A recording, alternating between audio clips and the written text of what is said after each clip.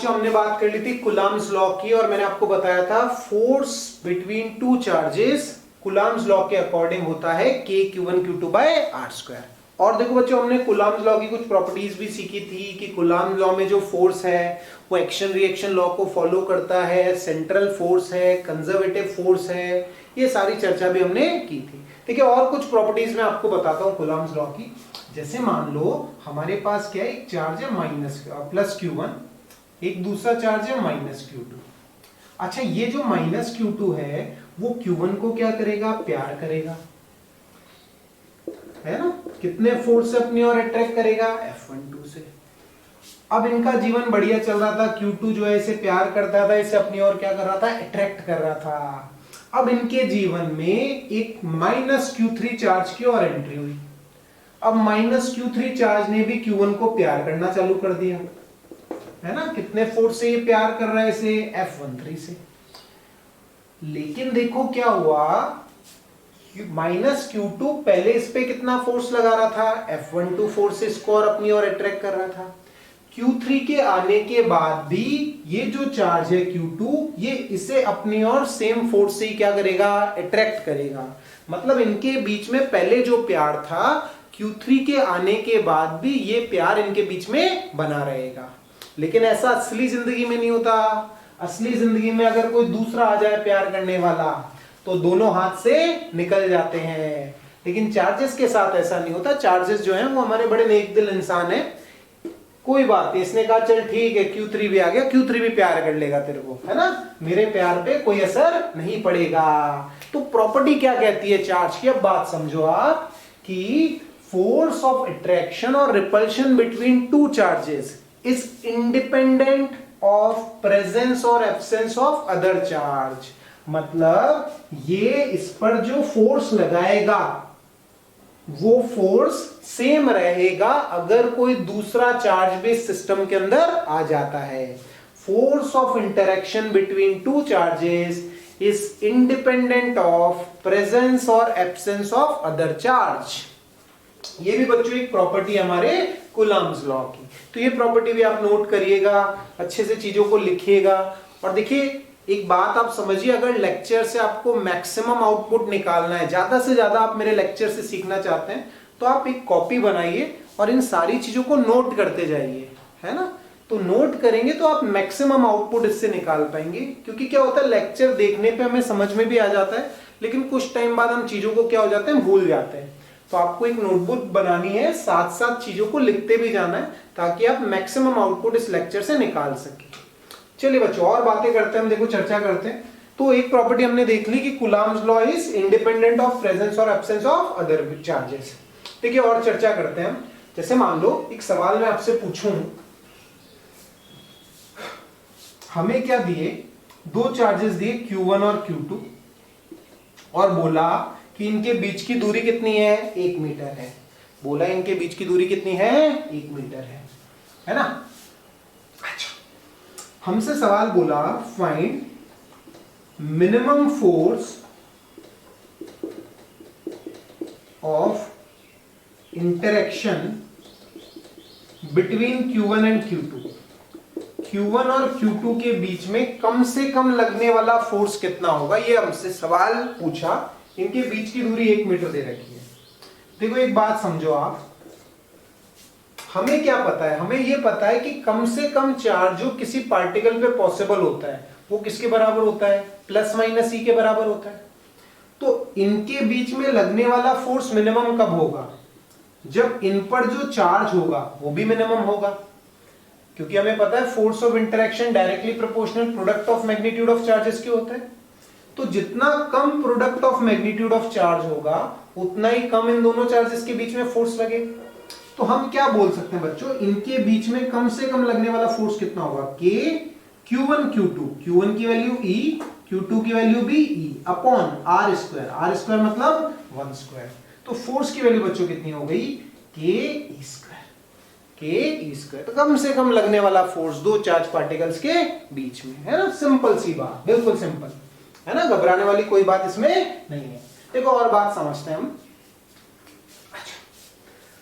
जैसे मान लो मैं आपसे एक सवाल पूछूं, इस तरह से हमें क्या दे रखे हैं, तीन चार्जेस दे रखे हैं, Q, Q और Q, और मान लो ये जो तीन चार्जेस हैं वो एक इक्विलेटरल ट्राइंगल के तीन वर्टिसेस पे सिचुएटेड है। Q, Q और Q इक्विलेटरल ट्राइंगल की साइड है A। हमसे सवाल पूछा find force, net force on charge, find net force on charge placed at A, placed at A। ए पर जो चार्ज रखा हुआ है उस पर नेट फोर्स कितना होगा, ये सवाल हमसे पूछा। ठीक है, अच्छा देखो ये वाला चार्ज इस पर इस डायरेक्शन में रिपल्शन फोर्स लगाएगा, ये चार्ज इस पर इस डायरेक्शन में रिपल्शन फोर्स लगाएगा, ये चार्ज इस पर सेम फोर्स इस डायरेक्शन में लगाएगा, फोर्स ऑफ रिपल्शन। इसने इस पर F फोर्स लगाया रिपल्शन फोर्स, तो ये भी इस पर क्या लगाएगा, F रिपल्शन फोर्स लगाएगा, क्योंकि दोनों चार्जेस का मैग्नीट्यूड सेम है, इनके बीच की दूरी भी क्या है, सेम। और बच्चों ये वाला एंगल कितना होगा, 60 डिग्री। अब मेरे को क्या निकालना था, जो चार्ज ए पर रखा हुआ है उस पर कितना फोर्स लग रहा है। अब बच्चों देखो हमें कुछ नहीं करना, एक फोर्स ये है, एक फोर्स ये है, हमें सिंपल ये करना है, इन दोनों फोर्सेस का हमें क्या कर देना है, वेक्टर एडिशन करना है। अब वेक्टर आपको आने चाहिए, अगर आपको वेक्टर नहीं आते हैं तो वेक्टर पे मैंने पूरे लेसन्स बना रखे हैं, बेसिक से लेके सारे कॉन्सेप्ट जो हमने वेक्टर के बारे में डील कर रखे हैं, तो वो लेसन्स आप जरूर देखिए वेक्टर्स के बारे में, है ना। क्लास 11 के लिए मैंने बनाए थे वेक्टर्स के लेसन, तो अगर आपके वेक्टर्स के कॉन्सेप्ट क्लियर नहीं है तो उन लेसन्स को देख के वेक्टर के अपने कॉन्सेप्ट क्लियर कीजिए, है ना, क्योंकि वेक्टर्स आगे 12वीं के अंदर भी हर चैप्टर में हमारा आना है, तो आपके बेसिक कॉन्सेप्ट बिल्कुल क्लियर होने चाहिए। अब देखो ये चार्ज इस पर फोर्स F इधर लगा रहा है, ये चार्ज इस पर फोर्स F इधर लगा रहा है, तो हम क्या कहेंगे, पहले F की वैल्यू बताओ मुझे कितनी होगी, K Q square upon A square, ये समझे सब, K Q1 Q2 बाय दूरी का स्क्वायर। अच्छा अब देखो ये F है, ये F है, इनके बीच का एंगल कितना है, 60 डिग्री। तो हमें पता है दो वेक्टर्स का रिजल्टेंट कैसे निकालते हैं, बताओ, root F square plus F square, root A square plus B square plus 2AB cos 60। Simple, cos 60 से ये 2 कैंसिल हो जाएगा, 1/2 होती है cos 60 की वैल्यू, सॉल्व करोगे तो वैल्यू आपको मिलेगी रूट 3F स्क्वायर।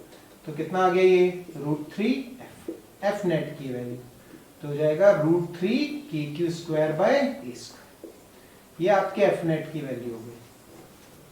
ठीक है, हमें सवाल अच्छे से समझ में आना चाहिए, कोई मुश्किल सवाल नहीं है ये, है ना। चलिए और चर्चा करते हैं। देखो जैसे मान लो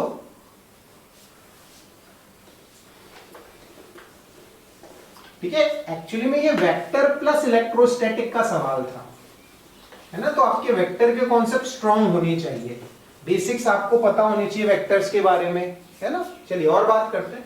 जैसे मान लो मैं आपको बोलूं इस तरह से एक स्क्वायर है जिसके हर वर्टेक्स पे कितना चार्ज है, Q चार्ज है, स्क्वायर की साइड A मान लो, है ना,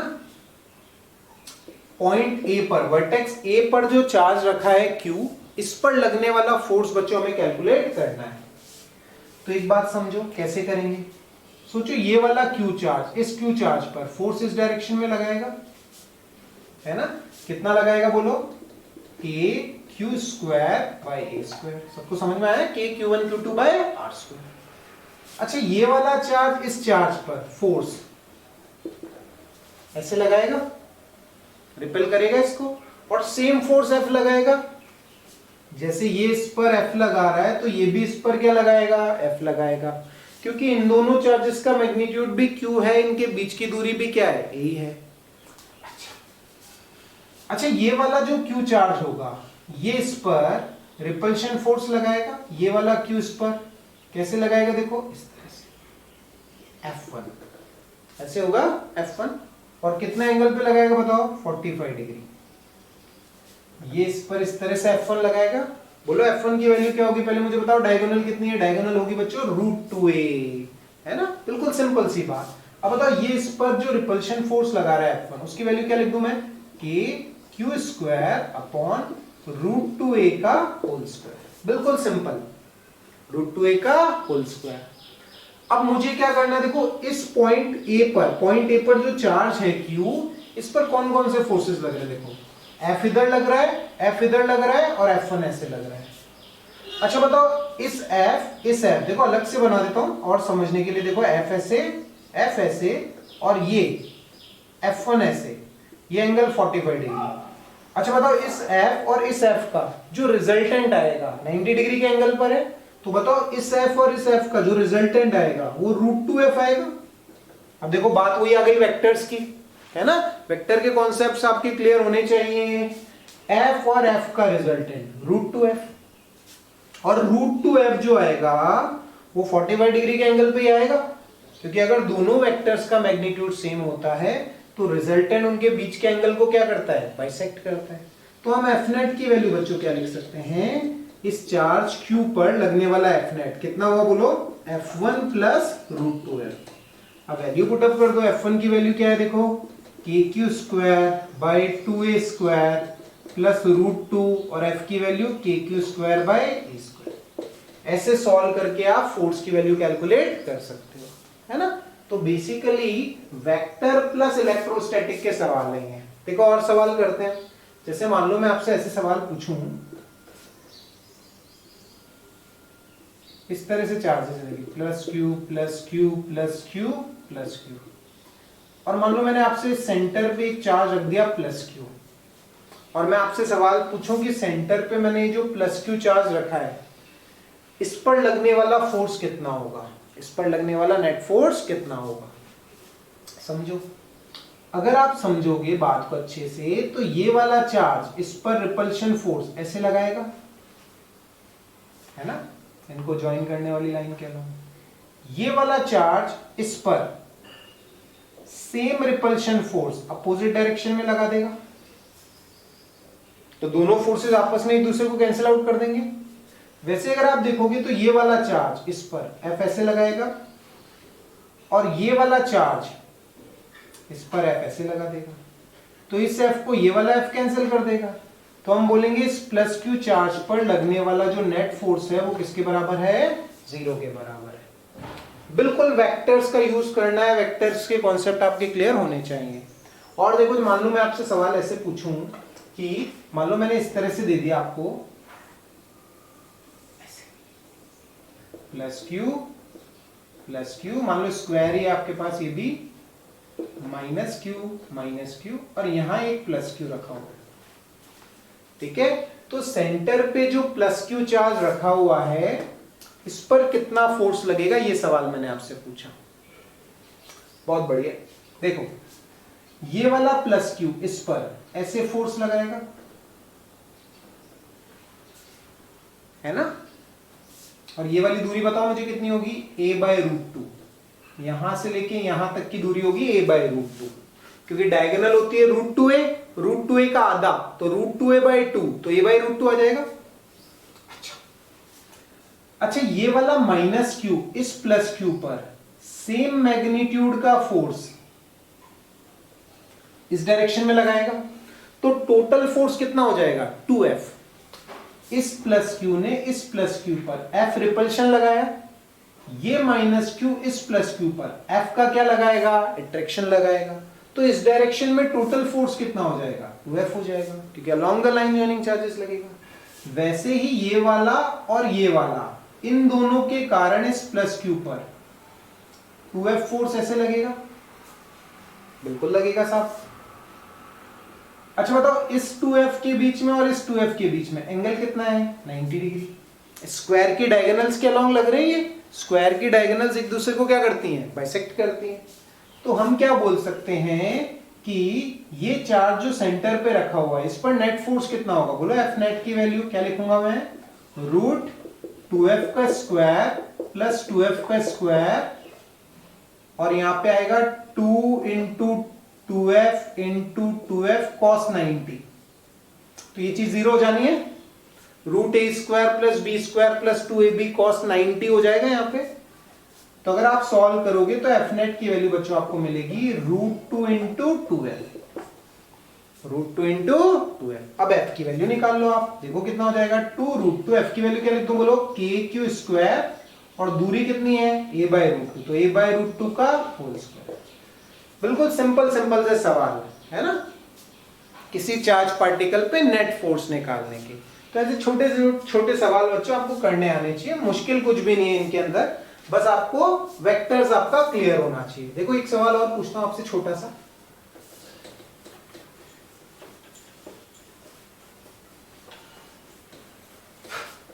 जैसे मान लो मैं आपसे बोलूं इस तरह से एक हेक्सागन है, रेगुलर हेक्सागन, ठीक है, हर वर्टेक्स पे कितना चार्ज है, Q चार्ज है,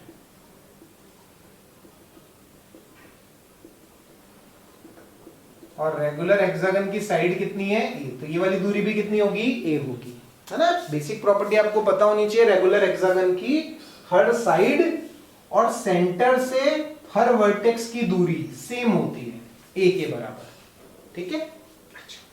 अच्छा बताओ, मैंने सेंटर पे एक प्लस Q चार्ज रख दिया, बताओ इस प्लस Q चार्ज पर लगने वाला नेट फोर्स कितना होगा, 0।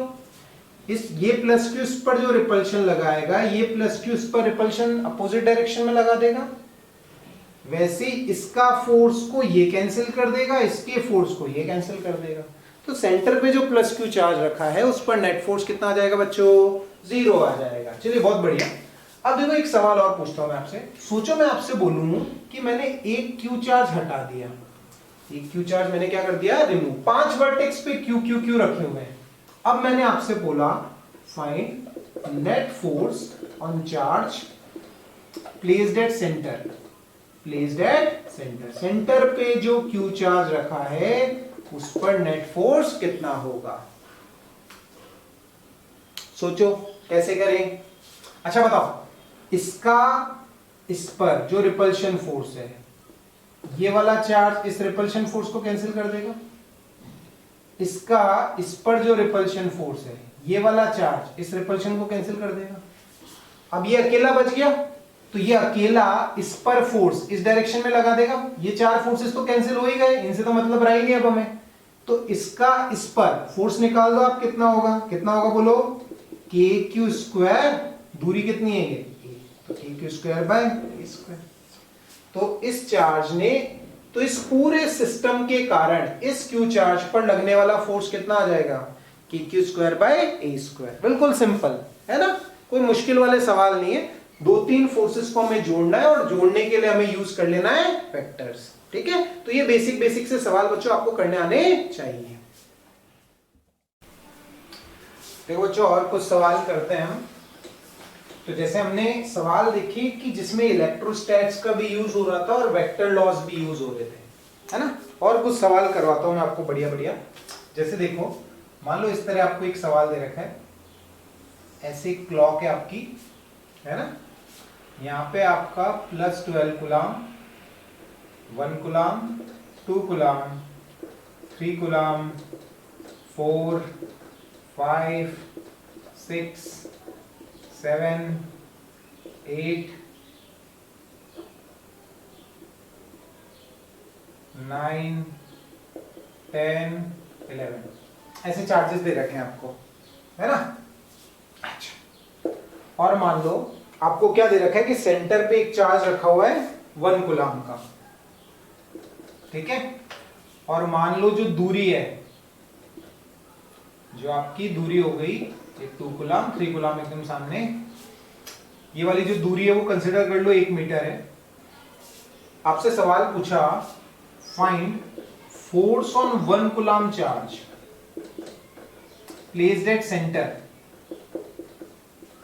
सेंटर पे जो 1 कूलाम का चार्ज रखा हुआ है उस पर लगने वाला फोर्स कितना होगा, ये सवाल हमसे पूछा, ठीक है। चलिए समझते हैं सवाल को।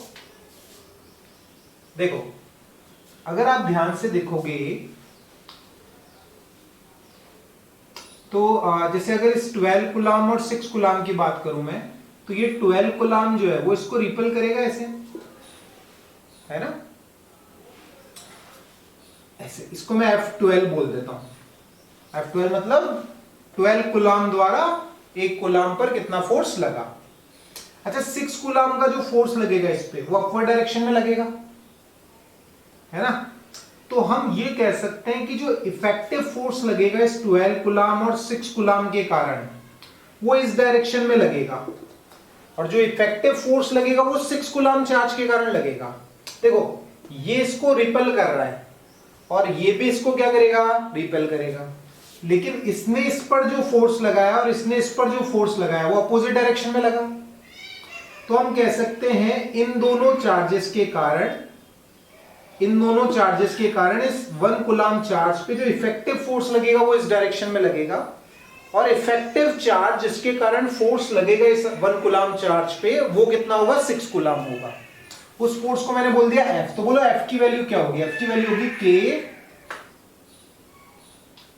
ये 1 इंटू 6 अपॉन 1 का स्क्वायर, ये F की वैल्यू होगी आपकी, K Q1 Q2 by R square, है ना।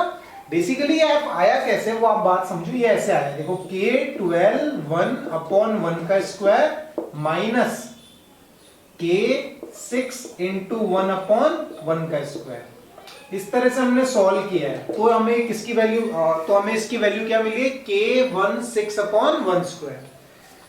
तो F की वैल्यू कितनी आई है, 6 की आई है, इफेक्टिव चार्ज जिसके कारण फोर्स लगेगा। वैसे अगर आप देखोगे ये 11 कूलम्ब 5 कूलम्ब इनके कारण जो फोर्स लगेगा वो F ऐसे लगेगा, देखो है ना, सेम फोर्स F लगेगा क्योंकि 11 कूलम्ब 5 कूलम्ब में भी डिफरेंस 6 कूलम्ब का है। तो इन दोनों के कारण इफेक्टिव फोर्स F इस डायरेक्शन में लगेगा और इफेक्टिव चार्ज जिसके कारण फोर्स लगेगा वो 6 कूलम्ब होगा। तो F की वैल्यू सेम आ जानी। इसके कारण देखो 10 और 4 को अगर आप देखोगे तो इन दोनों के कारण जो फोर्स लगेगा, इस 10 कूलम्ब के कारण और 4 के कारण जो फोर्स लगेगा वो ऐसे लगेगा, देखो इस तरह से, है ना।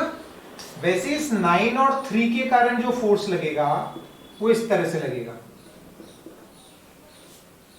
अच्छा, किन्हीं भी दो कॉन्सेक्यूटिव फोर्सेस के बीच में जो एंगल होगा वो होगा हमारा 30 डिग्री, है ना।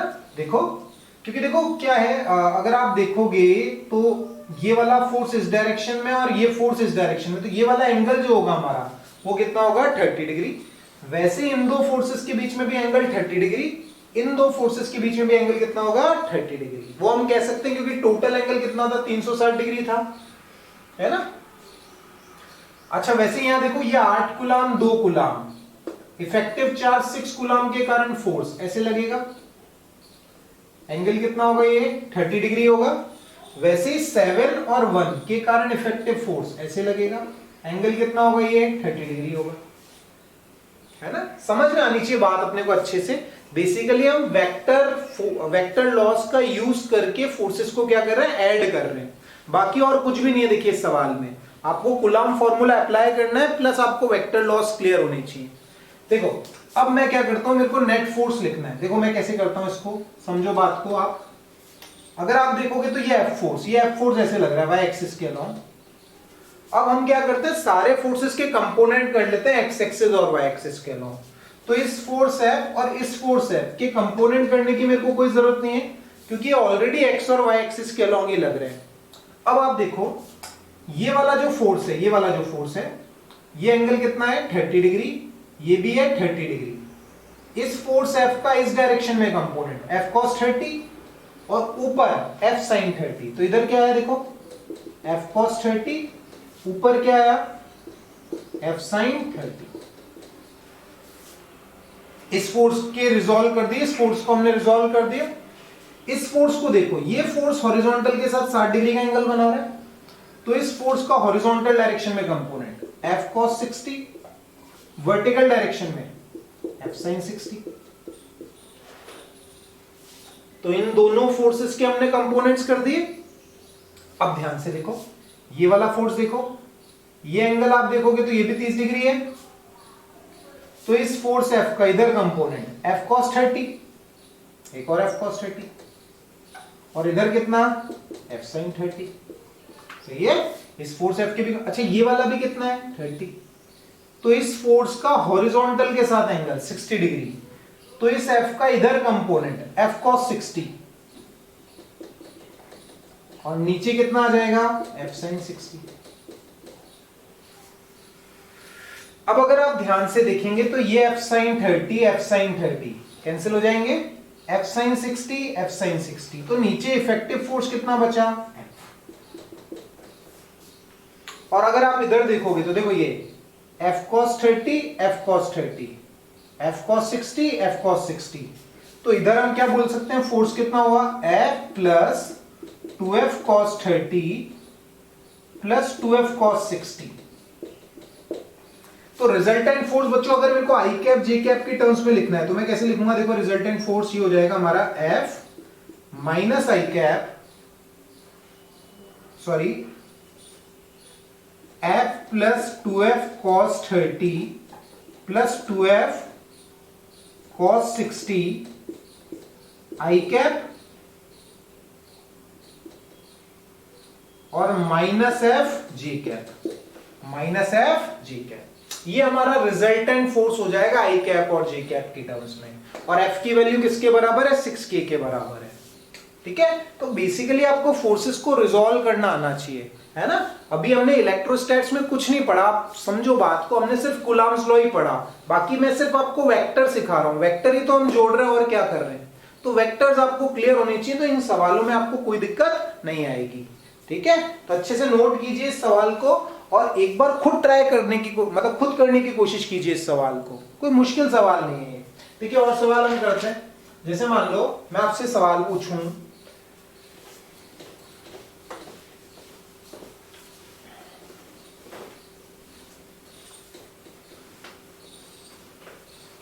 देखो और कुछ सवाल करते हैं। जैसे मान लो ये हमारी एक्स एक्सिस, ये वाई एक्सिस, मान लो ओरिजिन है ये हमारा x इक्वल्स टू 0, यहां एक चार्ज पड़ा हुआ है +1 कूलम, x बराबर 2 मीटर पे चार्ज रखा है +8 कूलम, x बराबर 3 मीटर पे चार्ज रखा है 27 कूलम, और ऐसे करते करते x बराबर 10 मीटर पे चार्ज रखा है 1000 कूलम। ठीक है, हमें क्या पता करना है? हमसे सवाल ये पूछा, find force on charge +1 coulomb placed at origin. Origin पे जो +1 कूलम का चार्ज रखा है उस पर कितना फोर्स लगेगा, ये सवाल हमसे पूछा। ठीक है, चलिए करते हैं सवाल को। कैसे करें समझो। अगर आप देखोगे तो ये +8 कूलम के कारण +1 कूलम पे फोर्स इस डायरेक्शन में लगेगा, इस 27 कूलम के कारण भी इस +1 कूलम पे फोर्स सेम डायरेक्शन में लगेगा, ये भी इसको रिपेल करेगा, ये भी इसको रिपेल करेगा, और आगे वाले जो चार्जेस हैं वो भी +1 कूलम को क्या करेंगे? रिपेल करेंगे। ठीक है, तो हम क्या बोल सकते हैं, फोर्स जो लगेगा 1 कूलम चार्ज पे वो मैं कैसे लिखूंगा? देखो इस 8 कूलम चार्ज के कारण कितना फोर्स लगेगा? देखो K 8 इंटू 1/2 का स्क्वायर। समझ में आया सबको, है ना। अच्छा एक चार्ज और रख देते हैं, 1 मीटर पे 1 कूलम चार्ज, है ना। एक चार्ज और रखा हुआ है यहाँ पे, तो K 1 इंटू 1 का स्क्वायर। एक चार्ज और रख दो आप, ताकि पूरी एक सीरीज बन जाएगी हमारी। इस 8 कूलम के कारण इस पर जो फोर्स लगेगा K 8 1/2 का स्क्वायर। 27 कूलम चार्ज जो 3 मीटर पे रखा है K 27 1/3 का स्क्वायर। ऐसे चलेगा ये, और कहां तक चलेगा? K 1000 1/10 का square, K Q1 Q2 by R square. अब देखो फोर्स, अगर आप देखोगे तो K मैंने कॉमन ले लिया, अंदर क्या रह जाएगा? ये रह जाएगा 1 प्लस, यहां आप देखोगे तो 8/4 ये हो जाएगा 2, 27/9 3, वैसे ही ऐसे करते करते 1000/100 10। अच्छा ये क्या बन गया? देखो 1 + 2 + 3 + 4 अप टू 10, ये नेचुरल नंबर्स का ही तो सम है। किसका सम है? ये नेचुरल नंबर्स का सम है। अच्छा नेचुरल नंबर्स का सम क्या होता है? आपको ध्यान रखना है, n नेचुरल नंबर्स का सम होता है n n+1/2, n n+1/2। तो आपके पास 10 नेचुरल नंबर है, तो बोलो सम क्या हो जाएगा इसका? K n की वैल्यू में 10 रख दूं 10, 10 plus 1, 10 plus 1 is 11 upon 2। Solve करोगे तो f की वैल्यू बच्चों आपको मिलनी है 55k। ये हमारा आंसर हो जाएगा, है ना। तो जो चार्ज आपका ओरिजिन पे रखा है उस पर लगने वाला जो फोर्स होगा वो किसके बराबर होगा, 55k के बराबर होगा। सिंपल, कोई मुश्किल वाली बात नहीं है इस पे, ऐसे सवाल करने आने चाहिए आपको, है ना। तो बिल्कुल सिंपल सा सवाल था। चलिए